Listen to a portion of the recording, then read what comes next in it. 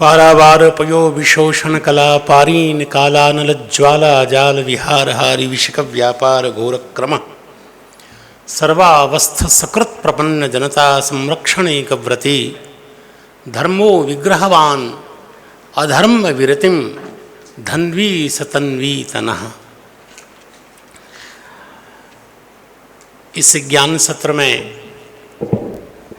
भगवत्पाद शंकराचार्य जी को प्रणाम करने, राजस्थान सरकार के संस्कृत और संस्कृति के समुन्नयन के लिए बद्ध दीक्ष मंत्री महोदय कल्ला साहब, इस ज्ञान सत्र के अध्यक्ष, वाराणसी संस्कृत विश्वविद्यालय से करुणापूर्वक पधारे वहाँ के कुलपति महोदय, न्यायशास्त्र के महामनीषी आचार्य त्रिपाठी जी, समक्ष आसीन मूर्तिमान भगवान वेद आचार्य राजेंद्र प्रसाद जी, वेद के अंग के प्रधानभूत व्याकरण, प्रधानांग व्याकरण का प्रातिनिध्य करते हुए आचार्य श्री कृष्ण शर्मा जी, एवं सुधीजन जिज्ञासुजन, सबको यथावत प्रणाम करके, क्योंकि दर्शन शास्त्र का एक महासागर उद्वेलित हो रहा है और कठिन वागजाल में हम आपको व्यथित और यातना नहीं देना चाहते। यह भारतवर्ष का सौभाग्य है कि यहाँ अनेक ऐसे जाज्वल्यमान नक्षत्र प्रकट हुए। एक एक नक्षत्र पर हम धन्यता का अनुभव कर सकते हैं। हमारे यहाँ इसका समवाय उपस्थित है। आचार्य कहते ही उसी को हैं, आचिनोति यशिष्यम आचिनोति च शास्त्रार्थान, जो शास्त्र के समीचीन अर्थों का चयन करके देश काल परिस्थिति के आधार पर उसका समाज में विनियोग करने वाला आचार्य कहलाता है। और भगवान शंकराचार्य हों या भगवान रामानुजाचार्य हों, केवल दो आचार्यों को क्यों, श्री निम्बारकाचार्य हों, स्वामी श्री वल्लभाचार्य जी महाराज हों, श्री चैतन्य महाप्रभु हों, विष्णु स्वामी वल्लभाचार्य प्रभृति सभी आचार्य, यह हमारा सौभाग्य है कि महनीय आचार्यों की एक बड़ी श्रृंखला हमें प्राप्त है। शंकराचार्य के सिद्धांत को आप एक वाक्य में जान सकते हैं, ज्यादा उठा पटक उहापोह की कोई आवश्यकता नहीं है। भगवत्पाद शंकराचार्य कहते हैं कि ब्रह्म ही सत्य है, संपूर्ण जगत मिथ्या है। लेकिन जगत को मिथ्या कहने के बाद उसी क्रम में आगे आने वाले आचार्य रामानुजाचार्य को सहन नहीं हुआ। जिस जगत को देख रहे हैं, छू रहे हैं, समझ रहे हैं, उस जगत को सहसा मिथ्या कैसे माने। शंकराचार्य ने कहा जगत इसलिए मिथ्या है कि जो जो दृश्य होता है वो सब मिथ्या होता है, स्वप्न के समान, इसलिए दृश्यमान जगत मिथ्या है। रामानुजाचार्य ने कहा नहीं, जगत मिथ्या कैसे होगा, क्योंकि जगत प्रमाण से सिद्ध है। यद्यत् प्रमाण गम्यम तत्तत् सर्वम सत्यम, वो सब सत्य है जो प्रमाण से सिद्ध है। जैसे आत्मा को हम इसलिए मानते हैं कि आत्मा प्रमाण सिद्ध वस्तु है। जैसे हम आत्मा को मिथ्या नहीं मान सकते, वैसे जगत को भी हम मिथ्या नहीं मानते। इसलिए जगत मिथ्या है कि जगत सत्य है, यह तो विद्वानों के वाग आडंबर चिंतन का एक विकास है। एक बार स्वामी राम सुखदास जी से किसी ने पूछा कि स्वामी जी एक बात बताइए कि शंकराचार्य जगत को मिथ्या मानते हैं, रामानुजाचार्य जगत को सत्य मानते हैं, आपका क्या विचार है। स्वामी जी ने कहा दोनों बात सही है। यदि जगत की सेवा आपको करनी है तो जगत को मिथ्या मानेंगे तो सेवा किसकी करेंगे। और जगत में आसक्ति न हो, इसलिए जगत को सत्य मानना भी खतरे से खाली नहीं है। जगत से निरासक्त रहते हुए हमें जगत में रहना है, इसलिए जगत के मिथ्यात्व का भी चिंतन बहुत आवश्यक है। तो थोड़ी ऐतिहासिक पृष्ठभूमि इसलिए कि आज दोनों, क्योंकि शंकराचार्य जी, मैं रामानुजाचार्य के चरणों में वंदन करने के लिए उपस्थित हूं। स्वाभाविक है, निरूपण इसी को कहते हैं कि पूर्व पक्ष का खंडन किए बिना उत्तर पक्ष का मंडन हो ही नहीं सकता। इसलिए रामानुजाचार्य को थोड़ा हमें आगे रखना होगा। यद्यपि आज जयंती भगवत्पाद शंकराचार्य जी का, तो इसको यूं समझें कि इस भारतवर्ष में तांत्रिकों का एक ऐसा काल चल रहा था, कोई भी जीव सुरक्षित अपने घर में नहीं था। पता नहीं तांत्रिक कब आएंगे और बलि के नाम पर हमारा वध कर देंगे। और निरीह पशुओं ने जब भगवान से प्रार्थना की कि भगवान हमारा क्या अपराध है, वैदिक यागों के नाम पर, तंत्र मंत्र आदि के नाम पर लोग मेरा वध कर देते हैं। उन निरीह पशुओं की स्तुति जब परमात्मा ने सुनी, जिसका संकेत जयदेव जी ने किया, निंदस यज्ञ विधेह आह श्रुति जातम सदै हृदय दर्शित पशुघातम केशव धृत बुद्ध शरीर जय जगदीश हरे या जय जय देव हरे। उन निरीह पशुओं ने जब स्तुति की तो परमात्मा को चिंता लगी। वही परमात्मा बुद्ध के रूप में प्रकट होकर के उन्हें लगा कि यदि इन ब्राह्मणों को, विद्वानों को मैं समझाऊं तो ये मानने वाले हैं नहीं। सहसा उन्होंने वेद के उन सकल पक्षों का खंडन आरंभ किया जिसमें पशुओं की हिंसा की बात की। और जब वैदिक मान्यताओं का खंडन हुआ तो मानो याद रखिए, यहां भगवान से भी ज्यादा महत्व वेद का है। तुलसीदास जी ने साफ शब्दों में कह दिया, अतुलित महिमा वेद की तुलसी की इन्हें विचार, जे निंदत निंदित भय विदित बुद्ध अवतार। आप भगवान हैं लेकिन आपकी प्रामाणिकता नहीं है। आपको मानूंगा मैं नहीं, आपकी बात का आदर नहीं करूंगा क्योंकि आपने वेद का अनादर किया है। तो वेद के अनादर होने से, वैदिक याग आदि का खंडन होने से आस्तिकता अत्यंत प्रभावित हो गई, सर्वत्र नास्तिकता छा गई। तब भगवान को लगी चिंता और स्वयं भगवान शंकराचार्य को प्रेरित करके और यहाँ प्रकट कराते हैं। तो शंकराचार्य ने अद्वैत मत की स्थापना की, वर्णाश्रम धर्म की स्थापना की और वैदिक क्रियाकलापों का प्रामाण्य सिद्ध किया।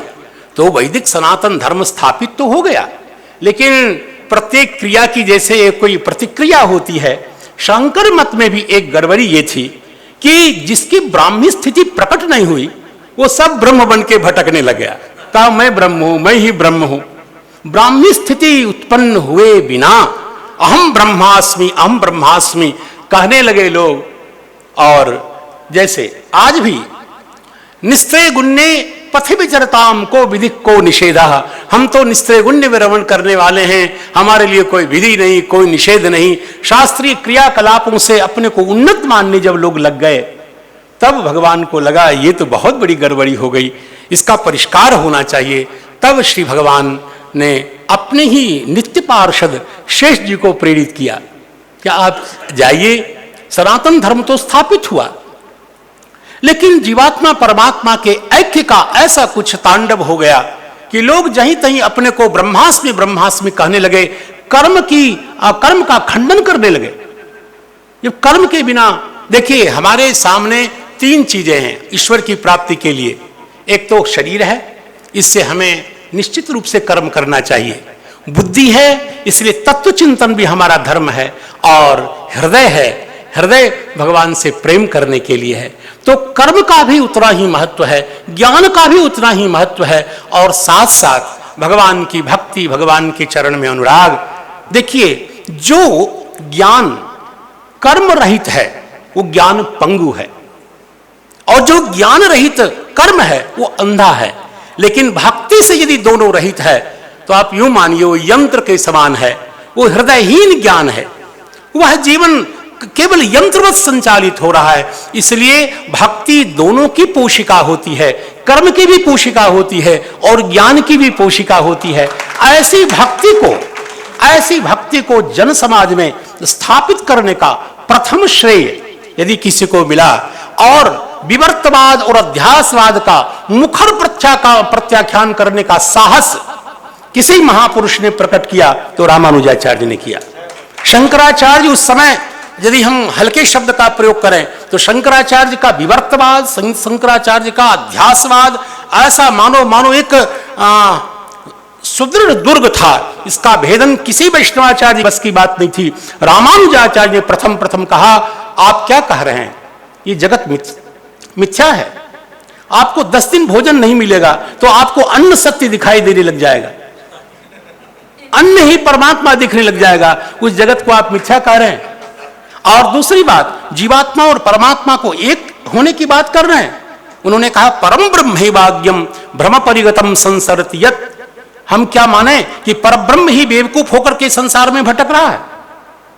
यदि आप ब्रह्म हैं, जीवात्मा परमात्मा तत्वतः एक ही है, तो क्या हम माने कि संसार के जितने जीव हैं आज वो जो अज्ञान और माया से निर्दलित हो चुके हैं, क्या हम माने कि ब्रह्म की दुर्दशा माया ने कर दी? ब्रह्म परब्रह्मैवाज्ञम भ्रम परिगतम संसरति यत्। ब्रह्म ने परब्रह्म को आवृत कर रखा है और वही ब्रह्म मूर्ख बन के संसार में भटक रहा है, क्या हम ये माने?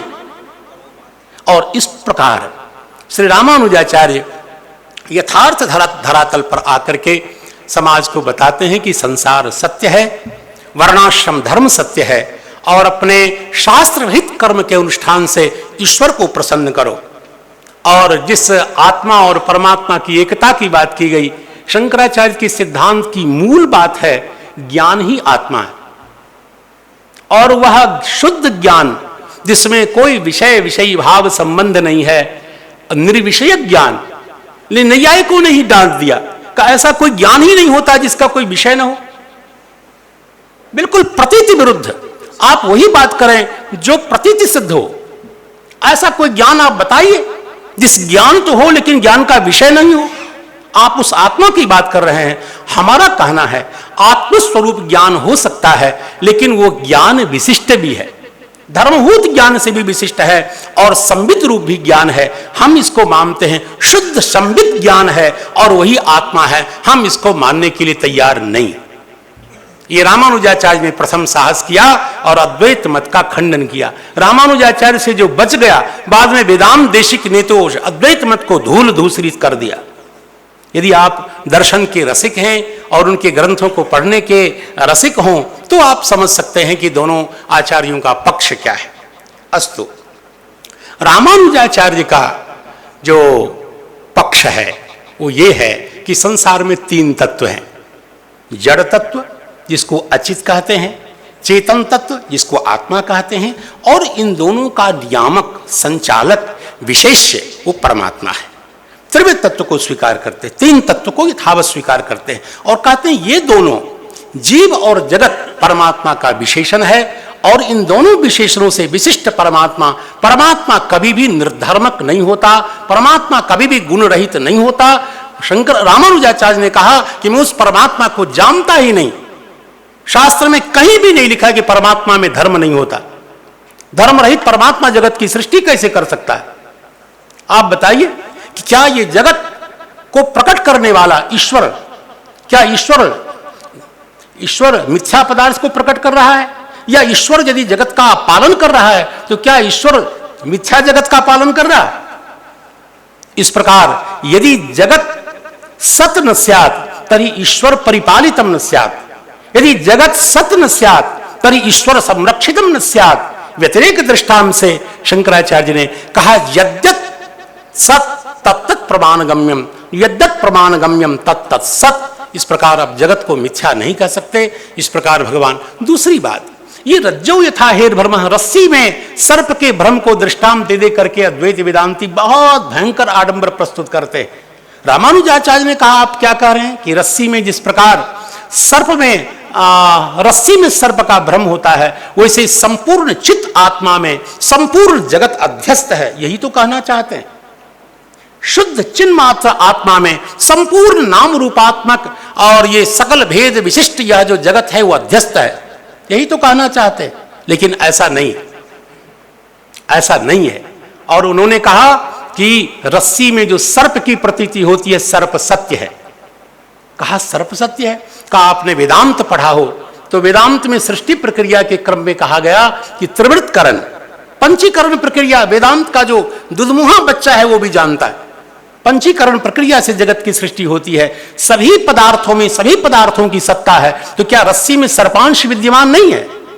हाँ, भ्रम हम इसलिए कहते हैं कि उस रस्सी में सर्प की क्रियाकारिता नहीं है, और भ्रम हम इसलिए कहते हैं क्योंकि सर्प का अंश कम है, इसलिए रस्सी को सर्प नहीं कहते। इसलिए रामानुजाचार्य का पक्ष है कि जो भी ज्ञान होता है, ज्ञान कभी असत नहीं होता।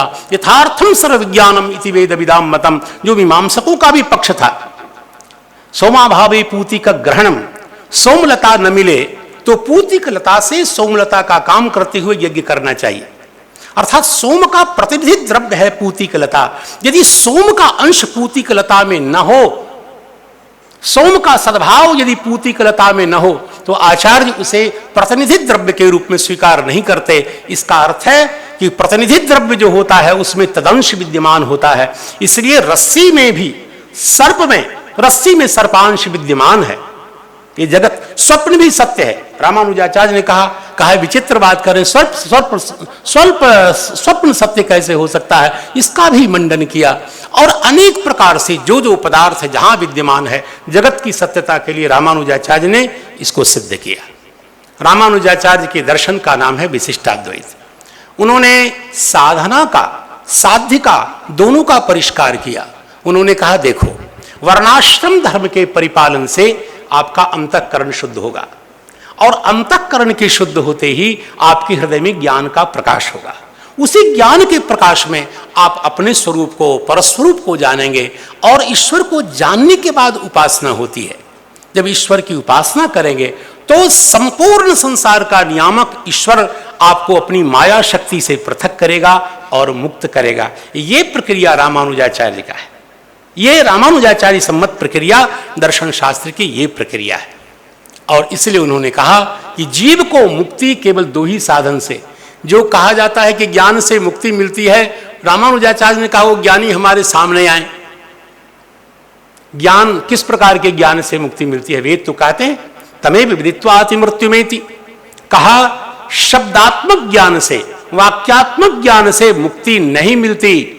विज्ञाय प्रज्ञान कुर्वीता, वाक्यात्मक ज्ञान के बाद उपासनात्मक ज्ञान करने से ही, उपासना से ही जीव को मुक्ति मिलती है। और जो उपासना नहीं कर सकते उनको भगवान की शरणागति स्वीकार करनी चाहिए। सकल साधन शून्य होकर के ईश्वर के चरण में यह कहते हुए शरणापन्न हो जाए कि भगवान, मुक्ति के लिए संसार में जो साधन बताए गए, उन साधनों को करने में एक साधन के में भी मैं समर्थ नहीं हूं, मैं आपको ही अपना साधन और साध्य दोनों मानता हूं।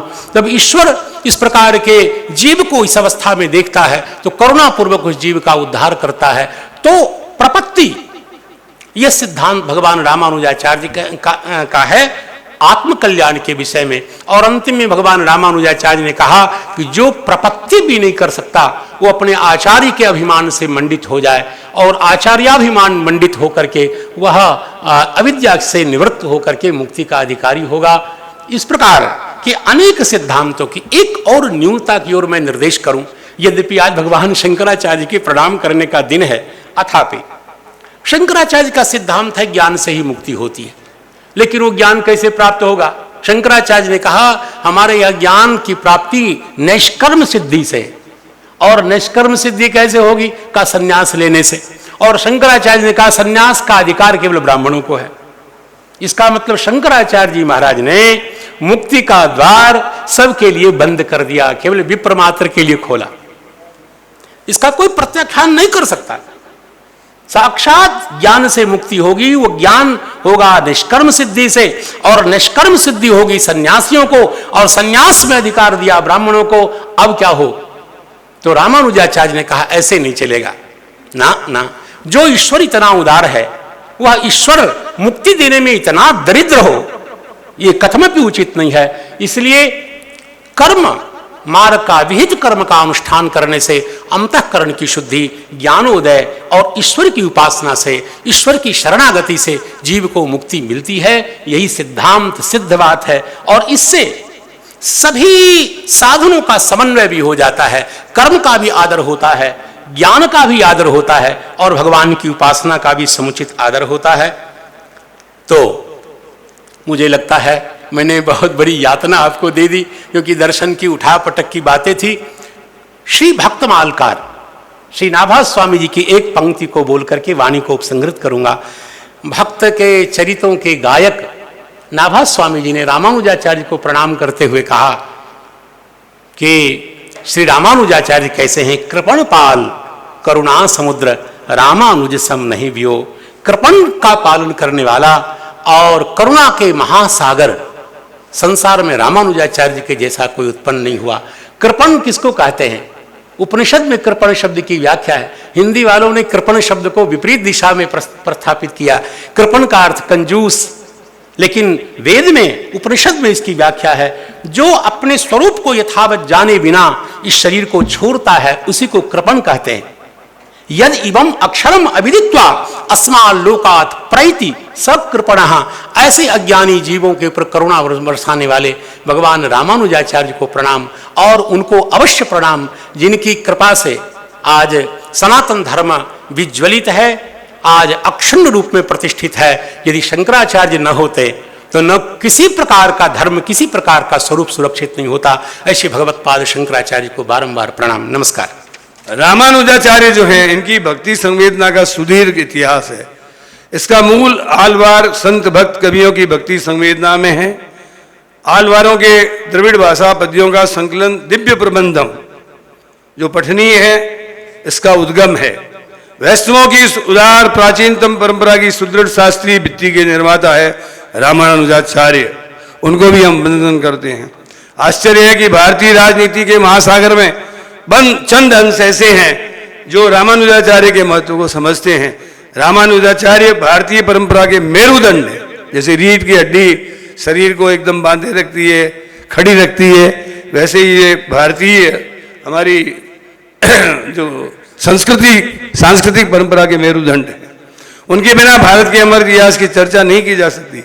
उनका दार्शनिक चिंतन अपने आप में एक संसार है जिसका आधार समानता है। आचार्य रामानुज जी की सबसे महत्वपूर्ण दार्शनिक स्थापना वह है जिसमें एकमात्र अद्वैत तत्व स्वीकारते हुए भी जगत को मिथ्या नहीं कहकर इसकी उपेक्षा नहीं की गई। जगत सत्य है क्योंकि इसका निर्माण उन पंच महाभूतों से मिलकर हुआ है जो भगवान नारायण के शरीर हैं।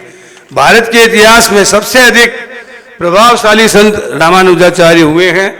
इनका प्रभाव केवल बौद्धिक या आध्यात्मिक न होकर सामाजिक किंवा व्यक्तिगत भी है। समाज के हर चेतनावान प्राणी को दृष्टि देने का अनुभव, अभूतपूर्व कार्य जो आचार्य रामानुज जी ने किया वह अन्यत्र दुर्लभ है। मानवीय भावनाओं को लेकर आध्यात्मिक एवं सामाजिक समरसता को प्रतिष्ठित करने के लिए रामानुजाचार्य ने ही भक्ति को वैदिक सिद्धांतों के बीच गौरवपूर्ण रूप से स्थापित किया। अब मैं आपसे ये कहना चाहता हूँ कि शंकराचार्य जी ने क्या कहा। शंकराचार्य जी ने यह कहा कि ब्रह्म सत्य है, जगत मिथ्या है। ये उनकी थ्योरी थी। जगत मिथ्या इसलिए उन्होंने बताया कि जगत में क्या है कि लोग कोई धन के लोभ में, कोई सत्ता के लोभ में, कोई स्त्री के लोभ में, कोई और सांसारिक कार्यों के लोभ में एक तरीके से अपना मूल उद्देश्य है मोक्ष का वो भूल जाता है, इसलिए जगत मिथ्या है। और रामानुजाचार्य ने कहा ब्रह्म भी सत्य है और जगत भी सत्य है। यही बात है। तो जगत सत्य इसलिए माना कि जगत वास्तव में दिख रहा है, इसलिए उन्होंने कहा यह सत्य है, दृश्य है। और दृश्य वस्तु को आप असत्य कैसे कह सकते हो? उसको सत्य के मार्ग पर लाने की आवश्यकता है। और किससे लाई जा सकती है? भक्ति के मार्ग से। भज गोविंदम भज गोविंद। जब भज गोविंदम की बात आती है तो एक हो जाते हैं।